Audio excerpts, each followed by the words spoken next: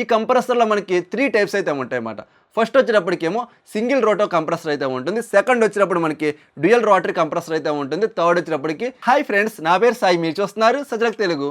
Friends, మీరు ఏసీని ఆన్లైన్లో purchase చేసుకున్నా, ఆఫ్లైన్లో పర్చేస్ చేసుకున్నా, స్టార్ రేటింగ్ కానీ టన్నేజ్ కానీ చూసి పర్చేస్ చేస్తుంటే మీ డబ్బులు అయితే వృధా అయిపోవడం జరుగుతుంది. చాలా బ్రాండ్స్ ఏం చేస్తున్నాయంటే 1.5 టన్ అని చెప్పేసి 1.3 టన్ 1.2 టన్ ఏసీని అయితే సేల్ చేసేయడం జరుగుతుంది. మనకు తెలియక ఏంటంటే పర్చేస్ చేసుకుని ఇంట్లో పెట్టుకున్నాక రూమ్ సరిగ్గా కూల్ అవ్వకపోవడం అని చెప్పేసి రకరకాల ప్రాబ్లమ్స్ అనేటువంటి మనం ఫేస్ చేయడం జరుగుతుంది. అట్ ద సేమ్ టైం ఏంటంటే మళ్ళీ దాన్ని మనం రిప్లేస్ చేసుకునే ఆప్షన్ ఉండదు కాబట్టి మూసుకొని అలాగే యూజ్ చేసుకుంటున్నాం అన్నమాట. సో ఈ బయింగ్ గైడెన్స్ మీరు ఎండ్ వరకు చూస్తే మీ బడ్జెట్లో మీ రూమ్ సైజ్ ఆధారంగా ఒక మంచి ఏసీని మీకు మీరే పిక్ చేసుకుంటారు. అలాంటి ప్రోడక్ట్ అని చెప్పింది కదా, ఇక్కడ మీరు ట్యాప్ చేస్తే నా రికమెండేషన్ ఏసీస్ అన్నీ కూడా అక్కడైతే ఉంటాయన్నమాట. మీ బడ్జెట్ ఆధారంగా మీకు నచ్చినటువంటి ఒక ఏసీని అయితే ఆరామ్స్గా పర్చేస్ చేసుకోవచ్చు. అన్ని రకాల టెస్ట్ చేసాక మాత్రమే ఆ యొక్క ప్రోడక్ట్స్ అనేటువంటి మీకైతే రికమెండ్ చేయడం జరుగుతుంది. అలాగే ఫ్రెండ్స్, ఇంక ఈ వీడియో లైక్ చేయకపోతే వెంటనే లైక్ చేయండి. ఎక్కువ మంది రీచ్ అవుతుంది, ఎక్కువ మంది కూడా ఈ యొక్క ఇన్ఫర్మేషన్ అయితే తెలుసుకుంటారు. అలాగే ఇంకా మీరు మన ఛానల్ సబ్స్క్రైబ్ చేయకపోతే వెంటనే సబ్స్క్రైబ్ చేసుకుని పక్కన కనిపిస్తున్న బెల్ సింబల్ కూడా యాక్టివేట్ చేసుకుంటే నేను మీ ముందుకి smart TV, sound bars, mobile phones అలాగే హోమ్ నీడ్స్ యొక్క జెన్యూన్ అన్బాక్సింగ్ అండ్ రివ్యూస్ని రెగ్యులర్గా తీసుకొస్తూ ఉంటాను. సో అలా కింద కామెంట్ సెక్షన్ ఐ బటన్ కూడా ఉంటుంది. మీ పెద్ద మనసుతో దాన్ని కూడా అలా నొక్కి పెట్టేయండి. ఫ్రెండ్స్, మనం ఫస్ట్ చేయకుండా మిస్టేక్ వచ్చినప్పటికీ టన్నేజ్ మాట. చాలామందికి ఈ టన్నేజ్ మీద పెద్ద అవగాహన అయితే ఉండదు. ఫర్ ఎగ్జాంపుల్, మా రూమ్ సైజ్ ఎంత అయితే ఉంది, దీంట్లోకి 2 టన్ ఏసీ సరిపోతుంది, లేదా 1.5 టన్ ఏసీ సరిపోతుంది, 1 టన్ ఏసీ సరిపోతుంది అని చెప్పేసి పర్చేజ్ చేస్తున్నారు తప్ప అసలు ఈ టన్నేజ్ అనేటువంటిది ఏంటి, దీనివల్ల మనకి జరిగే హెల్ప్ ఏంటి అనేటువంటి చాలామంది తెలియట్లేదు. తెలిస్తే మాత్రం ద బెస్ట్ ఏసీ అయితే పిక్ చేసుకోగలుగుతాం అన్నమాట. దీని గురించి నేను మీకు చాలా క్లారిటీగా అయితే ఎక్స్ప్లెయిన్ చేస్తాను. ఫర్ ఎగ్జాంపుల్, ఒక రూమ్ ఉంది, మన రూమ్లో ఏసీ ఆన్ చేయగానే ఆ రూమ్లో ఉన్నటువంటి హీట్ ఏదైతే ఉందో అంతా కూడా మనకి త్రూ అవుట్డోర్ యూనిట్ ద్వారా బయటకైతే పంపించేస్తూ ఉండాలి. ఈ విధంగా చేసే వర్క్ ఏదైతే ఉందో ఇదంతా కూడా మనకి టన్నేజ్ అనేటువంటి చూసుకుంటుంది అనమాట. అంటే టోటల్గా హీట్ మేనేజర్ కింద ఈ టన్నేజ్ అయితే ఉంటుంది. దీన్ని మనకి ఇండస్ట్రీ లెవెల్లో ఏమని పిలుస్తామంటే BTU అంటమాట. అంటే బ్రిటిష్ థర్మల్ యూనిట్ అని చెప్పేసి దీని మీద కాల్ చేయడం జరుగుతుంది అనమాట. సో ఇదేం చేస్తుంది, గంటకి ఎంత హీట్ బయటకు పంపించాలి అనేటువంటిది ఈ BTU మీద డిపెండ్ అయితే ఉంటుంది అనమాట. ఫర్ ఎగ్జాంపుల్, 1 టన్ ఏసీ అనుకోండి 12,000 BTU per hour అయితే ఉంటుంది. అదే 1.5 టన్ అనుకోండి 18,000 BTU per hour అయితే ఉంటుంది. అదే మన 2 టన్ వచ్చినప్పటికీ 24,000 per hour BTU అయితే ఉండడం జరుగుతుంది అనమాట. అయితే మన ఇండియాలో ఉన్నటువంటి ఏసీ మ్యానుఫ్యాక్చర్స్ అందరూ ఏం చేస్తున్నారంటే మనకు కావాల్సినటువంటి మెయిన్ ఇంపార్టెంట్ స్పెక్ ఈ BTU అన్నమాట. దీన్ని అయితే వీళ్ళు హైడ్ చేసేస్తున్నారు. స్పెక్స్ కోడ్లో కానీ వెబ్సైట్లో కానీ ఎక్కడా కూడా వీళ్ళైతే దీని గురించి మాట్లాడతారు అనమాట. ఎందుకంటే మాట్లాడితే దొంగ దొరికేసినట్టు అయిపోతుంది, ఆ ఏసీలు ఎవరు కొన్నారు కాబట్టి. సో దీన్ని మనం సింపుల్గా క్యాలిక్యులేషన్ చేసుకోవచ్చు. ఏ విధంగా క్యాలిక్యులేట్ చేసుకోవాలంటే, మన స్టార్ రేటింగ్ స్టిక్కర్ ఉంది కదా, ఆ స్టిక్కర్ మీద మనకి కూలింగ్ కెపాసిటీ 100% దగ్గర మనకు ఒక నెంబర్ అనేటువంటిది ఉంటుంది కదా, వర్డ్స్ అని చెప్పేసి. దీని అయితే మీరు తీసుకోండి. ఫర్ ఎగ్జాంపుల్, నేను కార్రియర్ ఏసీ తీసుకుంటున్నాను 1.5 టన్ ఏసీ అనమాట. చాలా మంచి ఏసీ, మంచి కూలింగ్ అంతా కూడా బాగుంటుంది. ఇది వచ్చినప్పటికి 4000 వాట్స్తో వస్తుంది అనమాట. దీన్ని మీరు చాట్ జీపీటీ కానీ లేకపోతే మీరు గూగుల్లోకి వెళ్ళి వాట్స్ టు BTU కన్వర్టర్ అని చెప్పేసి కొడుతుంటే మీకు వెబ్సైట్ అయితే వస్తుంది అనమాట. దాంట్లో ఈ వర్డ్స్ ప్లస్ ఈ వర్డ్స్ అయితే ఎంటర్ చేయండి. ఎంటర్ చేయగానే మనకి ఎంత వాల్యూ వచ్చింది, 16,378 BTU per hour అయితే వచ్చింది అనమాట. దీన్ని మనం కన్వర్ట్ చేసుకుంటే 1.3 టన్ ఏసీ.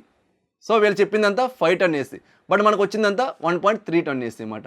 సో చూసారు ఎంత డిఫరెన్స్ అయితే ఉందో. మనం ఏం చేస్తామంటే ఇదంతా తెలియక మా రూమ్ సైజ్కి 1.5 టన్ ఏసీ సరిపోతుంది కదా అని చెప్పేసి పట్టుకొచ్చి పెడతాం. తీరా చూస్తే ఏమవుతుంది, 1.3 టన్ ఏసీ రూమ్ అనేటువంటి త్వరగా కూలింగ్ అయితే అవ్వదన్నమాట. పైగా మనకి ఏసీ ఏంటంటే మన రూమ్ టెంపరేచర్ ఒక లెవెల్ వరకు వచ్చాక ఆటోమేటిక్గా కట్ ఆఫ్ అయితే అయిపోతుంది. మళ్ళీ టెంపరేచర్ చేంజ్ అవ్వగానే ఆటోమేటిక్గా రీస్టార్ట్ అవుతుంది అనమాట. దీనివల్ల అత్మోట్లు రీస్టార్ట్ అవ్వడం వల్ల కంప్రెసర్ మీద కూడా ఎక్కువ లోడ్ అనేటువంటిది పడి పవర్ కన్జంప్షన్ కూడా ఎక్కువ చేయడం జరుగుతుంది. దీనివల్ల మనకే లాస్ అనమాట. అందు గురించి నెక్స్ట్ టైం మీరు ఏసీ పర్చేజ్ చేస్తున్నప్పుడు టన్నేజ్ క్యాలిక్యులేషన్ అనేటువంటి 100% అయితే చేసుకోవడం మర్చిపోకండి. అండ్ సెకండ్ మిస్టేక్ వచ్చేటప్పటికి రూమ్ లెంత్ అలాగే సన్లైట్ గురించి కూడా మనం చెక్ చేసుకుంటూ ఉండాలన్నమాట. రూమ్ లెంత్ అనేటువంటిది మీ అందరూ తెలిసిందే కదా. ఫర్ ఎగ్జాంపుల్, మీరు 1 టన్ ఏసీ పర్చేజ్ చేసుకుంటున్నారనుకోండి, మనకి అప్ టు 120 స్క్వేర్ ఫీట్ ఉన్నటువంటి రూమ్లో పెట్టుకోవాలి. అలాగే 1.5 టన్ ఏసీ పర్చేజ్ చేస్తున్నారనుకోండి, 120 స్క్వేర్ ఫీట్ నుండి 180 స్క్వేర్ ఫీట్ ఉన్నటువంటి రూమ్లో అయితే పెట్టుకోవాలి. అలాగే మీరు కనుక 2 టన్ ఏసీ పర్చేజ్ చేస్తున్నారనుకోండి, 180 స్క్వేర్ ఫీట్ నుండి 250 స్క్వేర్ ఫీట్ మధ్యలో ఈ ఏసీ అయితే పెట్టుకుంటే మంచి కూలింగ్ అనేటువంటిది రావడం జరుగుతుంది అన్నమాట. ఓన్లీ మీరు రూమ్ సైజ్ బట్టి మాత్రం పర్చేజ్ చేసుకోవాలంటే మాత్రం మీ డబ్బులు అయితే వేస్ట్ అవుతాయి అన్నమాట. దీనికి మనం యాడ్ ఆన్ ఏం చేసుకోవాలంటే సన్లైట్ అనేటువంటిది కూడా యాడ్ చేసుకోవాలి.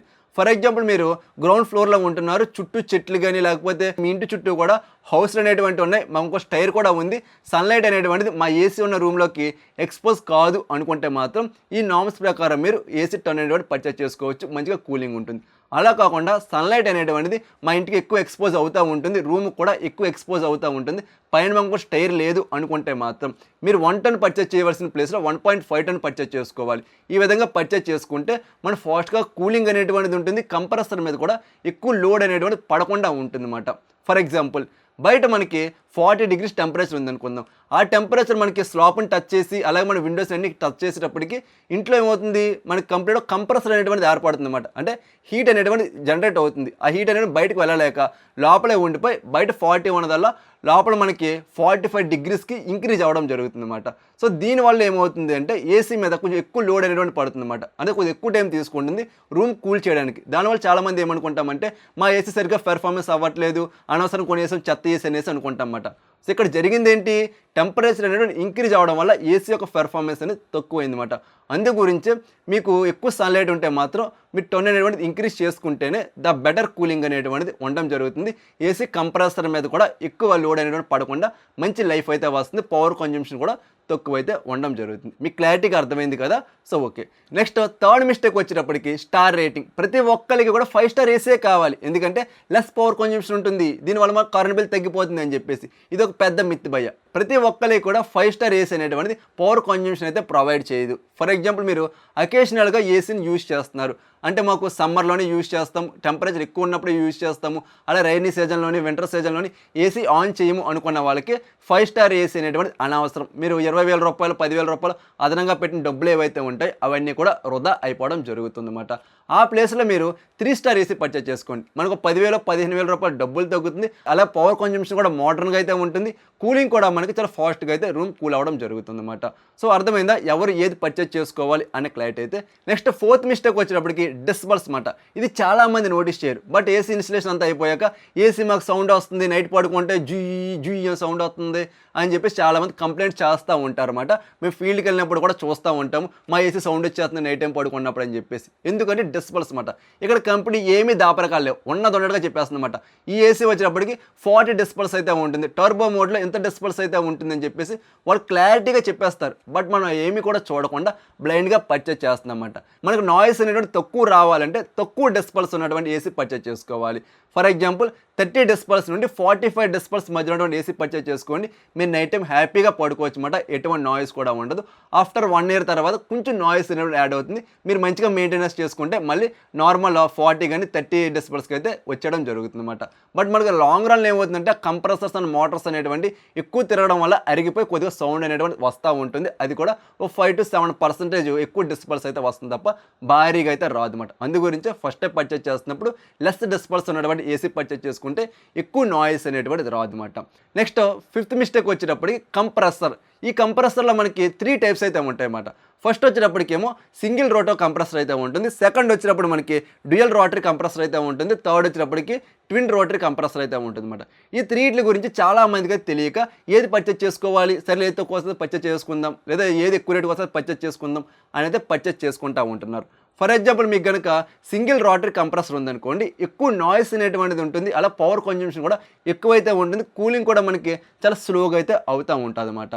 సెకండ్ వచ్చినప్పటికి డ్యూయల్ రోటరీ కంప్రెసర్. ఇదేం చేస్తుందంటే కూలింగ్ చాలా ఫాస్ట్గా అయితే ఉంటుంది, మనకి నాయిస్ కూడా అంత ఎక్కువ నాయిస్ అనేటువంటిది రాదు అన్నమాట. పవర్ కన్జంప్షన్ వచ్చి మోడర్న్గా అయితే ఉంటుంది.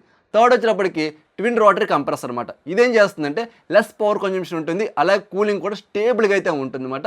అలాగే మనకి కూలింగ్ కూడా చాలా ఫాస్ట్గా అయితే అవడం జరుగుతుంది. మీరు పర్చేజ్ చేసుకోవాలంటే మాత్రం ట్విన్ రోటర్ కంప్రెసర్ ఉన్నటువంటిది పర్చేజ్ చేసుకోండి, లేదా మా ఫాస్ట్గా కూలింగ్ అయిపోవాలనుకోండి డ్యూయల్ రోటరీ కంప్రెసర్ అయితే పర్చేజ్ చేసుకోండి, మీకు అయితే మంచిగా సాటిస్ఫై అవడం జరుగుతుంది అనమాట.